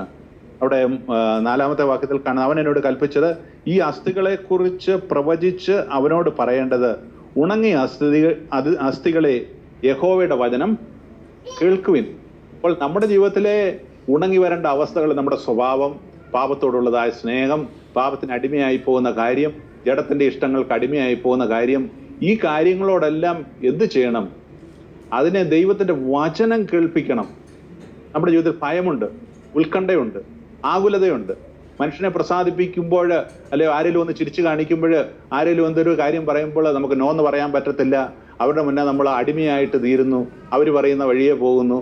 അങ്ങനെ നമ്മുടെ കുടുംബ ബന്ധങ്ങളിൽ ഭാര്യയുടെ മുൻപിൽ അടിമയായി പോകുന്നു, ഭർത്താവിന്റെ മുന്നിൽ അടിമയായി പോകുന്നു, അമ്മയുടെ അപ്പന്റെ ഒക്കെ മുന്നിൽ അടിമയായിത്തീരുന്നു. മനുഷ്യൻ അടിമയായിത്തീരുന്ന, പാരമ്പര്യങ്ങൾക്ക് അടിമയായിത്തീരുന്ന, നമ്മുടെ ജീവിതത്തെ നമ്മൾ തന്നെ തകർക്കുന്ന ആ ഉണങ്ങി വരണ്ട അവസ്ഥയ്ക്കെല്ലാം മുന്നിൽ എന്താണ് പറയുന്നത്? അതിനെ ദൈവത്തിന്റെ വചനം കേൾപ്പിക്കണം. ദൈവം എന്താണ് അതിനെക്കുറിച്ച് പറഞ്ഞിരിക്കുന്നത്? നമ്മൾ ഭാര്യയുടെ അടിമയായിരിക്കണമെന്നോ ഭർത്താവിന്റെ അടിമയായിരിക്കണമെന്നോ അല്ല. നമ്മൾ ഒന്നാമത് കർത്താവാണ് നമുക്കുള്ളത്. കർത്താവിലൂടെയോ മാനുഷിക ബന്ധങ്ങളുള്ളൂ. അമ്മയാണെങ്കിലും അപ്പയാണെങ്കിലും ആരാണെങ്കിലും അവരുടെ എല്ലാം മുൻപിൽ നമുക്കുള്ള ബന്ധം കർത്താവായ യേശു ക്രിസ്തുവിലൂടെയാണ്. യേശു ക്രിസ്തു ആകുന്ന ജീവനുള്ളതായ വചനം ഈ അടിമത്തത്തിലേക്ക് നമ്മെ നടത്തുന്ന എല്ലാ കാര്യങ്ങളെയും നമ്മൾ കേൾപ്പിക്കുന്നവരായിട്ട് തീരണം. നമ്മൾ ആഹാരത്തിന് അടിമയാണെങ്കിൽ, നമ്മുടെ നാവിൻ്റെ രുചിക്ക് നമ്മൾ അടിമയാണെങ്കിൽ, നമ്മൾ പണത്തോടുള്ള സ്നേഹത്തിന് അടിമയാണെങ്കിൽ, നമ്മൾ ആ ദൈവിക വചനം അവരെ കേൾപ്പിക്കുന്നവരായിട്ട് തീരണം. പണത്തോടുള്ള മോഹത്തിന്റെ പിന്നാലെ നമ്മൾ ഓടുമ്പോൾ, ഉത്കണ്ഠ നമ്മുടെ ജീവിതത്തിലേക്ക് കടന്നു വരുമ്പോൾ, ഭയം നമ്മുടെ ജീവിതത്തിലേക്ക് കടന്നു വരുമ്പോൾ, മാനുഷിക സ്നേഹം നമ്മളെ അടിമയാക്കുമ്പോൾ, അതിനോട് പറയാന്ന് പറഞ്ഞാൽ നമ്മളെ സംബന്ധിച്ചിടത്തോളം നമ്മോട് തന്നെ നമ്മൾ പറയുക, അവിടെ ദൈവത്തിന്റെ വചനം അവരെ കേൾപ്പിക്കണം. ദൈവത്തിന്റെ വചനത്തിന് മാത്രമേ ആ പാപ സ്വഭാവത്തിൽ നിന്ന്, ആ അടിമത്തത്തിൽ നിന്ന് നമ്മളെ വിടിക്കുവാൻ കഴിയുള്ളൂ. ക്രിസ്തുയേശുവിലൂടെയാണ് ദൈവം നമുക്ക് സ്വാതന്ത്ര്യം നൽകിയത്. വീണ്ടും അടിമനുഖത്തിന്റെ കീഴിലേക്ക് പോകാതെ ആ ക്രിസ്തുവിലുള്ള സ്വാതന്ത്ര്യത്തിൽ നിലനിൽക്കുന്നവരായിട്ട് നമ്മൾ തീരണം. അപ്പോൾ ഒന്നാമത് അവിടെ ചെയ്യേണ്ടത് എന്താ? അതിനെ ദൈവത്തിന്റെ വചനം നമ്മൾ കേൾപ്പിക്കും. എസെക്കിയേൽ പ്രവാചകനോട് ദൈവം പറഞ്ഞതാ, ഈ ഉണങ്ങി വരേണ്ട അസ്ഥികളോട് എന്ത് ചെയ്യണം? യഹോവയുടെ വചനം കേൾപ്പിക്കണം. യഹോവയുടെ വചനം നീ പ്രവചിക്കണം. നമ്മൾ പലപ്പോഴും ഈ ഉണങ്ങി വരേണ്ട അസ്ഥികളോട് നമ്മൾ സംസാരിച്ചിട്ട് എന്താ കാര്യം ഇരിക്കുന്നത്? അതിന് കേൾക്കാൻ കഴിയുമോ? അല്ലെ അത് ഞാൻ നേരത്തെ പറഞ്ഞ പോലെ മരണവും കഴിഞ്ഞ് ശവടക്കം കഴിഞ്ഞ് അസ്ഥി പുറത്തിട്ടു, ആ അസ്ഥിയും അങ്ങ് ഉണങ്ങി വരണ്ടേ? ഇപ്പം 30 വർഷമായി 40 വർഷമായി എൻ്റെ കോപത്തിന് യാതൊരു വ്യത്യാസവും ഇല്ല. അല്ലെ 50 വർഷമായി ഇതുവരെയും പണത്തോടുള്ള മോഹത്തിന് യാതൊരു വ്യത്യാസവും ഇല്ല. അല്ലെ 60 വർഷമായി എനിക്കുണ്ടാകുന്ന ഉത്കണ്ഠയ്ക്കോ ഭയത്തിനോ ഒന്നും ഒരു വ്യത്യാസമില്ല. അതുകൊണ്ട് ഞാൻ ഇങ്ങനെ ആകുള്ളൂ, ഞാൻ ചാകുന്നത് വരെ ഇങ്ങനെ ഇരുന്നോട്ടെ എന്നല്ല നമ്മൾ വിചാരിക്കേണ്ടത്. അതിനുള്ള ദൈവത്തിൻ്റെതായ വചനം ദൈവം നമുക്ക് നൽകിയിട്ടുണ്ട്. ദൈവത്തിന് എഴുതപ്പെട്ട വചനമുണ്ട്. കർത്താവായ യേശു ക്രിസ്തുവിലൂടെയുള്ള ജീവിക്കുന്ന വചനമാകുന്ന കർത്താവിലൂടെയുള്ള മാതൃക നമ്മുടെ മുന്നിലുണ്ട്. സാക്ഷികളുടെ ഒരു വലിയ സമൂഹം നമ്മുടെ ചുറ്റും നിൽപ്പുണ്ട്. ആ ധൈര്യത്തിലും ബലത്തിലും വചനം കേൾപ്പിക്കുന്നവരായി നമ്മുടെ നാവിലൂടെ തന്നെ വിശ്വാസത്താൽ ആ വചനം കേൾപ്പിക്കുന്നവരായിട്ട് നമ്മൾ തീരണം. രണ്ടാമത് അവിടെ പ്രവാചകനെ ഓർമ്മിപ്പിക്കുന്ന കാര്യം, അവിടെ വചനം മാത്രം പോരാ, എന്തുകൂടെ വേണം? അവിടെ നമ്മൾ കാണുന്നത് 5-ാമത്തെ വാക്യത്തില്, യഹോവയായ കർത്താവ് ഈ അസ്ഥികളോട് ഇപ്രകാരം അരുളി ചെയ്യുന്നു, നിങ്ങൾ ജീവിക്കേണ്ടതിന് ഞാൻ നിങ്ങളിൽ ശ്വാസം വരുത്തും. ശ്വാസം എന്ന് പറയുന്നത് ദൈവത്തിന്റെ പരിശുദ്ധാത്മാവിനെയാണ് കാണിക്കുന്നത്. ഇവിടെ ഈ ഉണങ്ങി വരേണ്ട അസ്ഥികൾക്ക് ശ്വാസം വരിക എന്ന് പറഞ്ഞാൽ ആ അസ്ഥികളെ ജീവിപ്പിക്കുന്ന പരിശുദ്ധാത്മാവിന്റെ ശക്തി വ്യാപരിക്കും. നമ്മൾ മുമ്പൊരു ദിവസം നമ്മൾ ചിന്തിക്കുകയുണ്ടായി, യേശു ക്രിസ്തു മനുഷ്യനെ സൃഷ്ടിക്കുമ്പോൾ ദൈവം മറ്റുള്ള ഒരു സൃഷ്ടികളെ സൃഷ്ടിച്ചതുപോലെ അല്ല മനുഷ്യനെ സൃഷ്ടിച്ചത്. മണ്ണിലെ പൊടിയിൽ നിന്ന് മനുഷ്യനെ സൃഷ്ടിച്ചു. ആ മനുഷ്യനെ സൃഷ്ടിച്ചതിൽ ദൈവം തന്നെ, കുറച്ചുകൂടെ വ്യക്തതയോടെ പറഞ്ഞാൽ കർത്താവായ യേശു ക്രിസ്തു തന്നെ അവന്റെ മൂക്കില് ജീവശ്വാസം ഊതിയപ്പോഴാണ് അവൻ ജീവനുള്ള ദേഹിയായിട്ട് തീർന്നത്. ആ ജീവനുള്ള ദേഹിയാണ് ജീവിച്ചത്. നമ്മുടെ ജീവിതത്തിൽ ജീവനുള്ള ദേഹിയായി ദൈവം നമ്മളെ സൃഷ്ടിച്ചതിൽ നിന്ന് നമ്മുടെ പാപം, പിശാചിനോടുള്ള അടിമത്തം, ലോകത്തോടുള്ള സ്നേഹം, നമ്മുടെ സ്വയത്തോടുള്ള സ്നേഹം, ഇതൊക്കെയും നമ്മളെ മരിച്ച അവസ്ഥയിലേക്ക് കൊണ്ടുപോയപ്പോൾ വീണ്ടും നമുക്ക് അവിടെ ആവശ്യമുള്ളത് എന്താ? ദൈവത്തിന്റെ എഴുതപ്പെട്ട വചനം മാത്രം പോരാ. ആ ദൈവത്തിന്റെ എഴുതപ്പെട്ടതായ വചനത്തോടുകൂടെ പരിശുദ്ധാത്മാവിന്റെ ശക്തി കൂടെ വ്യാപരിക്കണം. നമ്മൾ ഉൽപ്പത്തി പുസ്തകം 1-ാം അധ്യായത്തിൽ ദൈവം സൃഷ്ടിക്കുമ്പോൾ, 2-ാം അധ്യായത്തിൽ മനുഷ്യനെ സൃഷ്ടിക്കുമ്പോൾ അവിടെ എല്ലാം നമ്മൾ കാണുന്നത് അവിടെ ദൈവത്തിന്റെ എഴുതപ്പെട്ട വചനം മാത്രമല്ല. ആ ദൈവത്തിന് എഴുതപ്പെട്ട വചനം യാതൊരു റെസിസ്റ്റൻസും ഇല്ലാതെ അത് പരിശുദ്ധാത്മ ശക്തിയോടെ കടന്നു വന്നപ്പോഴാണ് അവിടെ ജീവനുണ്ടായത്. അപ്പോൾ യഥാർത്ഥമായിട്ടും ആ ഒരു കാര്യത്തിന് വേണ്ടി നമ്മുടെ ഹൃദയത്തെ നമ്മൾ തുറന്നു കൊടുക്കും. നമ്മൾ ദൈവത്തിന്റെ വചനത്തിൽ നമ്മൾ വായിക്കുമ്പോൾ, നമ്മൾ ധ്യാനിക്കുമ്പോൾ അതിൽ ദൈവത്തിന്റെ പരിശുദ്ധാത്മാവിന്റെ ശക്തിയിലൂടെ അത് നമ്മുടെ ജീവിതത്തിലേക്ക് കടന്നു വരണം. നമ്മുടെ ബുദ്ധിയിൽ നമ്മൾ കണ്ടുപിടിക്കുന്നതായ ഒരു കാര്യങ്ങളുമല്ല.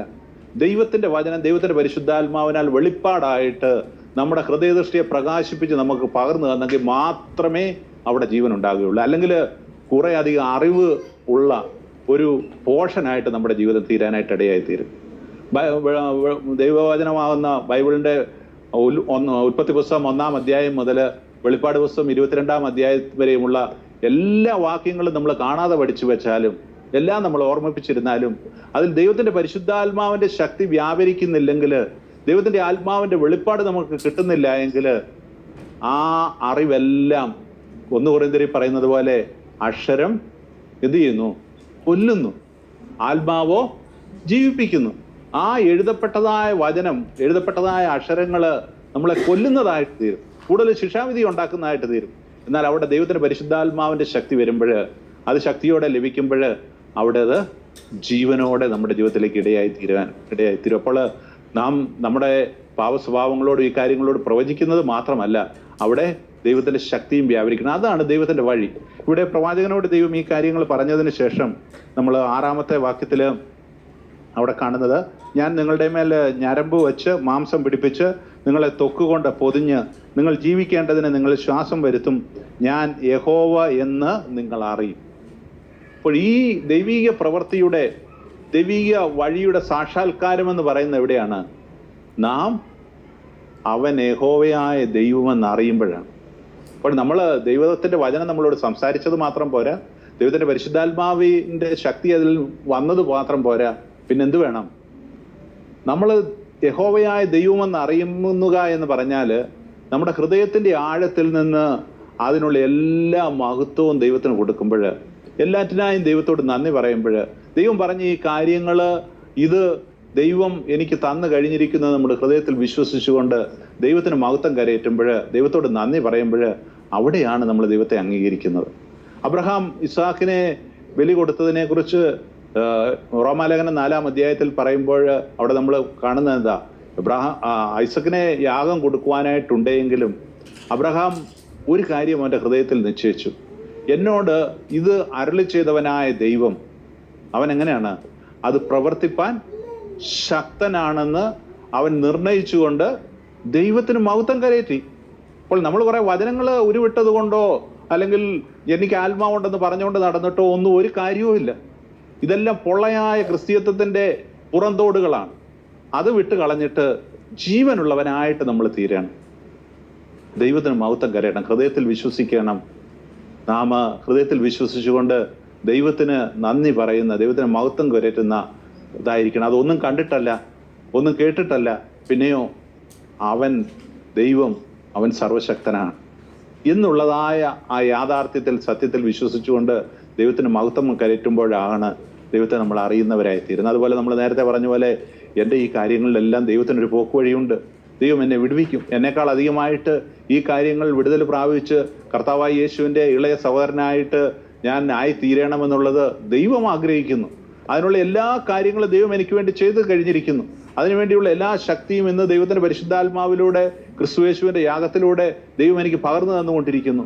ഈ ഒരു കാര്യം നമ്മുടെ ഈ കാര്യങ്ങളൊക്കെയും നമ്മുടെ ഹൃദയത്തിൽ മാറിപ്പോകാതെ നമ്മൾ വിശ്വസിച്ച് നമ്മൾ ദൈവസന്നിധിയിലാകുമ്പോഴാണ് നമ്മൾ ദൈവത്തെ അറിയുന്നവരായി തീരുന്നത്. അപ്പോൾ ആ ഒരു യാഥാർത്ഥ്യത്തിലേക്ക് നമ്മുടെ ജീവിതം ആയിത്തീരണം. അതാണ് ദൈവത്തിന്റെ ആഗ്രഹം. ഇവിടെ ഈ 6-ാമത്തെ വാക്യം വരെയും ദൈവം പ്രവാചകനോട് പറയുന്നതാണ്. നമ്മൾ 7-ാമത്തെ വാക്യം മുതൽ പ്രവാചകൻ ചെയ്തതായ കാര്യങ്ങൾ നമ്മൾ അവിടെ കാണുന്നത്. അവിടെ മലയാളത്തിൽ നമ്മൾ വായിക്കുന്നത്, എന്നോട് കൽപ്പിച്ചതുപോലെ ഞാൻ പ്രവചിച്ചു കൊണ്ടിരിക്കുമ്പോൾ ഒരു മുഴക്കം കേട്ടു, ഉടനെ ഒരു ഭൂകമ്പം ഉണ്ടായി, അസ്ഥി അസ്ഥിയോട് വന്നു ചേർന്നു. പ്രവാചകൻ എന്താ ഇവിടെ പറയാനായിട്ടുള്ളത്? ഒന്നാമത് അദ്ദേഹം പറയുന്നത്, ഞാൻ എന്നോട് കൽപ്പിച്ചതുപോലെ പ്രവചിച്ചു. I prophesied as I was command. ഇത് വളരെ പ്രാധാന്യമുള്ള കാര്യമാണ്.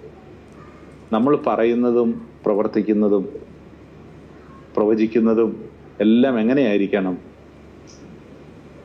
അവൻ കൽപ്പിച്ചതുപോലെ. നമ്മൾ ദൈവവചനത്തിൽ മായം ചേർക്കാനായിട്ടോ വളയ്ക്കാനോ കോട്ടാനോ ഒന്നും ദൈവം നമുക്ക് ആർക്കും ഒരു അധികാരവും തന്നിട്ടില്ല. എന്നാൽ നമ്മളിലുണ്ടാകുന്ന വലിയ അപകടം എന്താ? നമ്മൾ നമ്മുടെ സാഹചര്യങ്ങളനുസരിച്ച് അതിന് സ്യൂട്ടാകുന്നത് പോലെ ദൈവവചനത്തെ കോട്ടി വളയ്ക്കുന്നവരായി, അതിനെ വേറൊരു വിധത്തിൽ കാണുന്നവരായിട്ട് നമ്മുടെ ജീവിതം തീരണം. അത് നമ്മളെ അങ്ങനെ നമ്മൾ കോട്ടി വളയ്ക്കുന്നവരായി തീരുന്നുവെങ്കിൽ നമ്മുടെ ജീവിതം വലിയ അപകടത്തിലേക്ക് കടന്നു പോകും. വിടുതലിന്റെ വഴികളിലേക്ക് നമുക്ക് പ്രവേശിക്കുവാനായിട്ട് കഴിയാതായിട്ട് പോകും. അപ്പോഴും അവിടെ ഉണ്ടാകേണ്ടുന്നതായ കാര്യം, I prophesied as I commanded. എന്നോട് കൽപ്പിച്ചതുപോലെ ഞാൻ പ്രവചിച്ചു. അപ്പോൾ നമുക്ക് എപ്പോഴും, നമ്മൾ മനുഷ്യരായ നമുക്ക് ഉണ്ടാകുന്ന ഏറ്റവും വലിയൊരു അപകടം എന്ന് പറയുന്നത്, നമ്മളെപ്പോഴും ഒരു 75% ദൈവം പറഞ്ഞതും 25% നമ്മുടേതും കൂടെ നമ്മൾ ഇട്ടുകൊടുക്കും. അല്ലെങ്കിൽ 90% ദൈവം പറഞ്ഞതും 10% നമ്മുടേതും കൂടെ ഇടും. അല്ലെങ്കിൽ 50% ദൈവം പറഞ്ഞതും 50% നമ്മുടേതും കൂടെ ഇടും. അത് നമ്മൾ നിർത്തുക. Say goodbye to that. നമ്മൾ ദൈവവചനം അത് കലർപ്പില്ലാതെ മായമില്ലാതെ ദൈവം നമ്മളോട് കൽപ്പിച്ചത് അത് ഉൾക്കൊണ്ടുകൊണ്ട് അത് പ്രവചിക്കുന്നവരായിട്ട് നമ്മൾ തീരണം. നമ്മൾ പലപ്പോഴും ഞാൻ 50 വരെയും പറഞ്ഞെങ്കിലും ഏറ്റവും സങ്കടകരമായ കാര്യം ലോകത്തിലെ പല വിദ്വാൻമാരും, ക്രിസ്ത്യാനികൾ എന്ന് പറയുന്ന പല വിദ്വാൻമാരും, ആത്മാവിൽ നിറഞ്ഞവരെന്ന് പറയുന്ന പല വിദ്വാൻമാരും ഇത് 10% ദൈവത്തിന്റെ അല്ലെ 2% ദൈവത്തിന്റെയും 98% 90% അവനവന്റെ കയ്യിൽ നിന്ന് ഇടുന്നവരാ. നമ്മളിന്ന് ക്രിസ്തീയ കോളത്തിൽ കാണുന്ന ഏറ്റവും വലിയ അപകടമത. അത് കണ്ടുകൊണ്ട് നമ്മളൊക്കെയും വഞ്ചിക്കപ്പെട്ട അവരുടെ പുറകെ എന്തൊരു ആത്മാവിന്റെ ശക്തി, എന്തൊരു പ്രവചനം, എന്തൊരു കഴിവ്, ഇതൊക്കെയും അഡ്മയർ ചെയ്യുകയും അതിന്റെ പുറകെ നമ്മൾ പോകുന്നവരായി വലിയ അപകടത്തിലേക്ക് പോകും. എന്നാൽ ദൈവം നമ്മളെക്കുറിച്ച് ആഗ്രഹിക്കുന്ന എന്താ? അവൻ കൽപ്പിച്ചതുപോലെ പ്രവചിക്കുന്നവരായി തീരാണ്, അവൻ കൽപ്പിച്ചതുപോലെ ചെയ്യുന്നവരായി തീരാണ്. അത് ചെയ്യുമ്പോഴുണ്ടാകുന്നത് എന്താ? പ്രവാചകൻ അവിടെ പറയുന്നത്, അവൻ എന്നോട് കൽപ്പിച്ചതുപോലെ ഞാൻ പ്രവചിച്ചു. എന്തുണ്ടായി? അവിടെ ഭൂകമ്പം ഉണ്ടായി. 7-ാമത്തെ വാക്യം നമ്മളവിടെ കാണുന്നത്, ഞാൻ പ്രവചിച്ചു കൊണ്ടിരിക്കുമ്പോൾ ഒരു മുഴക്കം കേട്ടു, ഉടനെ ഒരു ഭൂകമ്പം ഉണ്ടായി, അസ്ഥിയോട് വന്നിച്ചു. ഈ പ്രവചിച്ചു കൊണ്ടിരിക്കുമ്പോൾ ദൈവം പറഞ്ഞതുപോലെ തന്നെ, ദൈവം കൽപ്പിച്ചതുപോലെ പ്രവചിച്ചതായ ആ ദൈവ പൈതലിന്റെ പ്രവചനത്തിന്റെ മുൻപില് ദൈവം കൽപ്പിച്ചതുപോലെ തന്നെ സംഭവിച്ചു. ആ വചനം അങ്ങനെ തന്നെ ജീവനായിട്ട് യാഥാർത്ഥ്യമായിട്ട് തീർന്നു. അസ്ഥി വന്ന് അസ്ഥിയോട് കൂടി. നമ്മൾ അടുത്ത വാക്യത്തിൽ അവിടെ കാണുന്നുണ്ട്, അസ്ഥിയോട് ചേർന്നു. പിന്നെ ഞാൻ നോക്കി, അവയുടെ മേൽ ഞരമ്പും മാംസവും വന്നതും അവയുടെ മേൽ ത്വക്ക് പൊതിഞ്ഞതും കണ്ടു, എന്നാൽ ശ്വാസം അവയിൽ ഇല്ലാതെ ഇരുന്നു. അപ്പോൾ ദൈവം പറഞ്ഞ പോലെ എക്സാക്റ്റ് ആയിട്ട് അങ്ങനെ തന്നെ സംഭവിച്ചു. അസ്ഥി വന്ന് അസ്ഥിയോട് കൂടി. നമുക്കറിയാം ഒരു ശരീരത്തിൽ എത്ര അസ്ഥികളുണ്ട് എനിക്ക് അറിയത്തില്ല ശരിക്കും, എന്നാലും ഒത്തിരി അസ്ഥികളുണ്ട്. ഈ അസ്ഥികളെല്ലാം അതാത് സ്ഥാനത്ത് വന്ന് കൂട്ടി യോജിപ്പിക്കപ്പെട്ടു. നമ്മുടെ വിരലിൽ തന്നെ 3-4 അസ്ഥി കഷ്ണങ്ങളുണ്ട്. അതുപോലെ കൈയുടേതുണ്ട്. ശരീരത്തിലെ ഓരോ അസ്ഥികളുണ്ട്. ആ അസ്ഥികളെല്ലാം ഉണങ്ങി വരണ്ട അവസ്ഥയിൽ നിന്ന് അത് വന്ന് എവിടാ ചേരേണ്ടത് അവിടെ തന്നെ വന്ന് ചേർന്നു. അതിനുവേണ്ടിയുള്ള ഒരു വലിയ മുഴക്കവും വലിയ ഭൂകമ്പവും ദൈവത്തിന്റെ ആത്മാവിനാൽ അവിടെ നടത്തപ്പെട്ടു. മാത്രമല്ല, അവിടെ അതിൻ്റെ മേൽ ഞരമ്പ് വന്നു, മാംസം വന്നു, ത്വക്ക് പൊതിഞ്ഞു വന്നു. അതായത് ഒരു ജീവനില്ലാത്ത ഒരു പൂർണ്ണ മനുഷ്യനിലേക്ക് ഈ ഉണങ്ങി വരേണ്ട അസ്ഥികൾ അവിടെ തീർന്നു. അപ്പൊ ആകെ അവിടെ ഉണ്ടായിരുന്നത് എന്താ? ഉണങ്ങി വരേണ്ട അവസ്ഥ മാത്രമാണ്. ആ ഉണങ്ങി വരേണ്ട അസ്ഥിയോട് ദൈവത്തിന്റെ പ്രവാചകൻ, ദൈവവചനത്തെ അതുപോലെ അനുസരിക്കുന്നവൻ, ദൈവവചനത്തെ അതുപോലെ ഉൾക്കൊള്ളുന്നവൻ അത് പ്രവചിച്ചപ്പോൾ, അങ്ങനെ തന്നെ പ്രവചിച്ചപ്പോൾ ആ അസ്ഥികൾ ചേരേണ്ടിടത്ത് ചേരപ്പെട്ടു. ആ മനുഷ്യനായി തീരുവാനായിട്ട് ആവശ്യമായിട്ടുള്ളതായ ഞരമ്പ്, മാംസം, രക്തം, ത്വക്ക്, സ്കിന്ന്, ഇതെല്ലാം അവിടെ വന്ന് ചേർക്കപ്പെട്ടു. ദൈവം ഇതെല്ലാം ആഡ് ചെയ്തു, ദൈവം ഇതെല്ലാം കൂട്ടിച്ചേർത്തു. ദൈവം തന്നെ ഒരു ആദിയിൽ സൃഷ്ടിച്ചതായ ദൈവം ഒരു പുനഃസൃഷ്ടി നടത്തുന്ന പോലെ ഈ കാര്യങ്ങൾ അവിടെ നടത്തുവാനായിട്ട് ഇടയായി തീർന്നു. ഈ ഒരു കാര്യം നമ്മുടെയും ജീവിതത്തിൽ ദൈവം ചെയ്യുവാനായിട്ട് ആഗ്രഹിക്കുന്നു. 30 വർഷവും 40 വർഷവുമായ സ്വഭാവത്തിന് 50-60 വർഷമായ പാപ സ്വഭാവത്തിൽ നിന്നൊക്കെയും ആ ഉണങ്ങി വരേണ്ട അവസ്ഥയിൽ നിന്ന് വിടുതൽ പ്രാപിച്ച് യഥാർത്ഥ ക്രിസ്തു ശിഷ്യനായിട്ട്, പാപത്തിന്റെ മേൽ ജയമുള്ളവനായിട്ട്, കൃപ അനുഭവിക്കുന്നവനായിട്ട്, പാപത്തിന്റെ മേൽ ജയാളിയായിട്ട് മുന്നോട്ട് പോകുവാനായിട്ട് നമ്മുടെ ജീവിതത്തിൽ നിന്ന് ആഗ്രഹിക്കും. ദൈവം അതെല്ലാം അവിടെ പ്രവർത്തിക്കും. അവിടെ നമ്മൾ കാണുന്നത് 8-ാമത്തെ വാക്യത്തിലേക്ക് വരുമ്പോൾ, പിന്നെ ഞാൻ നോക്കി, അവയുടെ മേൽ ഞരമ്പും മാംസവും വന്നതും അവയുടെ മേൽ ത്വക്ക് പൊതിഞ്ഞ് കണ്ടു, എന്നാൽ ശ്വാസം അവയിൽ ഇല്ലായിരുന്നു. 9-ാമത്തെ വാക്യം, അപ്പോൾ അവൻ എന്നോട് കൽപ്പിച്ചത്, കാറ്റിനോട് പ്രവചിക്കുക, മനുഷ്യപുത്ര, നീ പ്രവചിച്ച് കാറ്റിനോട് പറയേണ്ടത്, യഹോവയായ കർത്താവ് ഇപ്രകാരം അരുളി ചെയ്യുന്നു, ശ്വാസമേ, നീ 4 കാറ്റുകളിൽ നിന്നും വന്ന് ഈ നിഹതന്മാർ ജീവിക്കേണ്ടതിന് അവരുടെ മേൽ ഊതുക. അപ്പോൾ പ്രവാചകനോട് ദൈവത്തിന്റെ പരിശുദ്ധാത്മാവ് അപ്പോൾ ഓർമ്മിപ്പിക്കുക. എന്താ പറയുന്നത്? നീ അസ്ഥികളോട് പ്രവചിച്ചു, അസ്ഥികൾ അത് ചെയ്യുവാനുള്ള പ്രവൃത്തി കഴിഞ്ഞു. എന്നാൽ നീ എന്ത് ചെയ്യണം? അടുത്ത പടിയിലേക്ക് നീ കടന്നു പോകണം. നീ അസ്ഥികളോട് പ്രവചിക്കുന്ന കാര്യം മാത്രമല്ല, ദൈവത്തിന് ചെയ്യുവാൻ ആഗ്രഹിക്കുന്ന, ദൈവത്തിന് ജീവൻ വരുത്തുവാനായിട്ട് ആഗ്രഹിക്കുന്ന ഒന്നാമത്തെ കാര്യം അവിടെ യാഥാർത്ഥ്യമായി തീർന്നു. അസ്ഥികൾ വന്ന് കൂടി, ഞരമ്പുകൾ ഉണ്ടായി, മാംസമുണ്ടായി, ത്വക്ക് പൊതിഞ്ഞു, എന്നാൽ അതിൽ ജീവനില്ല. അപ്പോൾ നീ ഇവിടെ എന്ത് ചെയ്യണം? നീ കാറ്റിനോട് പ്രവചിക്കുക. കാറ്റിനോട് പ്രവചിക്കുക എന്ന് പറഞ്ഞാൽ അവിടെ പറയുന്നത് 4 കാറ്റുകളോടും പ്രവചിക്കുക. 4 കാറ്റെന്ന് പറഞ്ഞാൽ ദൈവജനം നമ്മളോട് 4 കാറ്റുകളാണ് ഉള്ളത്. ഭൗതികമായിട്ട് 4 കാറ്റുകളേ ഉള്ളൂ. ഈ 4 കാറ്റ് കാണിക്കുന്ന ദൈവത്തിന്റെ പരിശുദ്ധാത്മാവിനെയാണ്, ശ്വാസവും കാറ്റുമല്ല. അപ്പോൾ ദൈവത്തിന്റെ പരിശുദ്ധാത്മാവിന്റെ ശക്തി, ദൈവം നൽകിയിരിക്കുന്ന ദൈവിക അധികാരത്തോടുകൂടെ പ്രവചിക്കുന്നതും ഇവിടെ 9-ാമത്തെ വാക്യത്തിൽ അവിടെ പറയുന്നത്, അപ്പോൾ അവൻ എന്നോട് കൽപ്പിച്ചത് കാറ്റിനോട് പ്രവചിക്കുക. കാറ്റിനോട് പരിശുദ്ധാത്മ ശക്തി അവിടെ വ്യാപരിക്കാനായിട്ട് ദൈവിക അധികാരത്തോടുകൂടെ തന്നെ ദൈവം നമുക്ക് നൽകിയിരിക്കുന്ന ആ പ്രൊവിഷൻസിലൂടെ തന്നെ കാറ്റിനോട് എന്ത് ചെയ്യണം? നീ പ്രവചിക്കണം. അദ്ദേഹം 4 കാറ്റിനോടും, അതായത് പരിശുദ്ധാത്മാവിന്റെ പൂർണ്ണമായ ഒരു അനുഭവം. അപ്പം പലപ്പോഴും ഒരു ആത്മനിറവിന് വേണ്ടി നമ്മൾ പ്രാർത്ഥിക്കുമ്പോൾ, അല്ലെങ്കിൽ പരിശുദ്ധാത്മാവിന് വേണ്ടി പ്രാർത്ഥിക്കുമ്പോൾ പല സഹോദരി സഹോദരന്മാരും ചില കാര്യങ്ങളാണ് വേണ്ടത്. എനിക്ക് അന്യഭാഷ വേണം, അല്ലെങ്കിൽ എനിക്ക് രോഗശാന്തി വേണം, അല്ലെങ്കിൽ എനിക്ക് പ്രസംഗിക്കാനായിട്ടുള്ളതായ ഒരു കഴിവ് വേണം, മറ്റുള്ളവരെ ഇംപ്രസ് ചെയ്യാനുള്ള കഴിവുണ്ടാകണം, മറ്റുള്ളവരെ അനുഗ്രഹിക്കാനുള്ള കഴിവുണ്ടാകണം. പക്ഷെ അത് നമ്മളല്ല തീരുമാനിക്കേണ്ടത്. ദൈവം നമുക്ക് അന്യഭാഷ തരുന്നെങ്കിൽ അന്യഭാഷ, ദൈവം നമുക്ക് രോഗശാന്തി വരം തരുന്നെങ്കിൽ രോഗശാന്തി വരം, ദൈവം നമ്മളെ സഹായിക്കാനുള്ള വരവാ തരുന്നെങ്കിൽ സഹായിക്കാനുള്ള വരം, ദൈവം നമുക്ക് പരോപകാരം ചെയ്യുവാനുള്ള വരമാ തരുന്നെങ്കിൽ പരോപകാരമുള്ള വരം. അപ്പോൾ നമ്മളല്ല ഒരു ഗിഫ്റ്റും ചൂസ് ചെയ്യേണ്ടത്. നമുക്കെന്താ വേണ്ടത്? 4 കാറ്റിനോടും പ്രവചിക്കുവാൻ പറഞ്ഞപ്പോൾ നമുക്ക് വേണ്ടത് ആത്മനിറവാണ്, പരിശുദ്ധാത്മാവിന്റെ നിറവ്. യേശു കർത്താവ് പറഞ്ഞതുപോലെ, എന്നിൽ വിശ്വസിക്കുന്ന ഉള്ളിൽ നിന്ന് തിരുവെഴുത്ത് പറയുന്നത് പോലെ ജീവജലത്തിന്റെ നദികൾ ഒഴുകും. ഇത് കർത്താവ് പറഞ്ഞത് നമ്മൾ പ്രാപിക്കുവാനുള്ള ദൈവത്തിന്റെ പരിശുദ്ധാത്മാവിനെ കുറിച്ചാണ്. അപ്പോൾ ആത്മാവിന്റെ ആ ശക്തി പൂർണ്ണമായ നിറവില്, പൂർണ്ണമായ അർത്ഥത്തില്, പൂർണ്ണമായ വ്യാപ്തിയില് നമ്മുടെ ജീവിതത്തിൽ അനുഭവമായി തരണം. We should not be a choosers of the gift of Holy Spirit. ദൈവത്തിന്റെ പരിശുദ്ധാത്മാവിന്റെ ഗിഫ്റ്റ് ചൂസ് ചെയ്ത് അതിന്റെ പിന്നാലെ പോകുന്നവരായി നമ്മൾ തീരരുത്. നമുക്ക് വേണ്ടത് എന്താ? ദൈവത്തിന്റെ ആത്മാവിന്റെ ശക്തി മുഴുവനാണ്. 4 കാറ്റുകളോടും നീ കൽപ്പിക്കുക. അപ്പോൾ അടുത്ത വാക്യത്തിൽ നമ്മൾ ആ വാക്യത്തിൽ തന്നെ നീ പ്രവചിച്ച് കാറ്റിനോട് പറയേണ്ടത്, യഹോവയായ കർത്താവ് ഇപ്രകാരം അരുളിച്ചെയ്യുന്നു, ശ്വാസമേ നീ 4 കാറ്റുകളിൽ നിന്നും വന്ന് ഈ നിഹതന്മാർ ജീവിക്കേണ്ടതിന് അവയുടെ മേലെ ഊതുക.